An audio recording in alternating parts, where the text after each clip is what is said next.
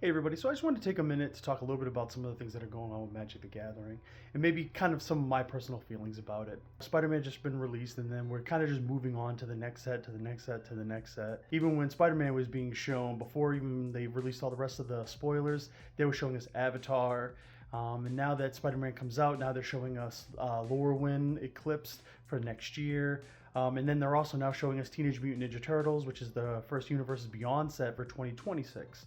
So it's almost like we have to have a short memory on these things. I just want to take a minute to talk a little bit about kind of the impact that this could possibly have on some people, including myself. And that could be the fear of missing out, or FOMO, what they call it, right? Don't feel overwhelmed with the fact that next year's going to have 7 standard releases with 4 Universes Beyond, 3 in-universe sets. It can be a lot, especially if it's a Universes Beyond kind of like Final Fantasy, where it becomes harder to find the product, or the product's very expensive, or singles are really hard to attain. If you're looking for standard cards and you want to build some things with some of the Final Fantasy cards and they're very expensive, it's hard to get those decks built. Think about other avenues of which you can play.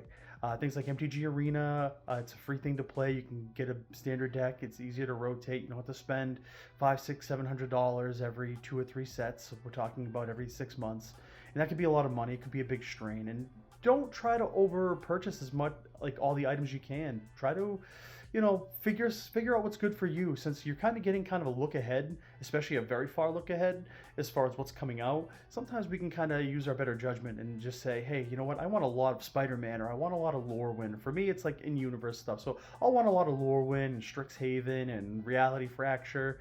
And sure, when the Universes Beyond sets come out, I'll buy stuff. I love opening packs. As you guys know, if you watch my channel, I love opening packs. That's what we do here at MTGRX. We open packs. So I'll open them, but for the most part, buy singles. That's a very easy way to do it, especially if you're a Commander player. I play Commander myself, so I tend to buy a lot of singles here and there, piece by piece, to kind of keep building on my decks. So that's kind of like one of the things that I try to focus on.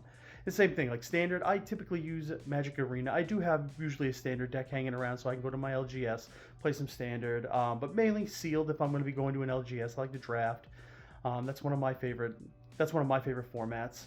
But yeah, if you're watching this and you see it, you can relate to some of this stuff, especially with the amount of product that gets pushed out nowadays with Wizards of the Coast and Hasbro. Don't feel overwhelmed. Don't feel like you have to buy everything. Just figure out what works for you and build what you can. And if you're having a hard time and you feel like you want certain cards and you can't find certain cards, just know there are other avenues in which you can pursue to try to be able to fill that area in your life. That's all I got for you guys today. Until next time.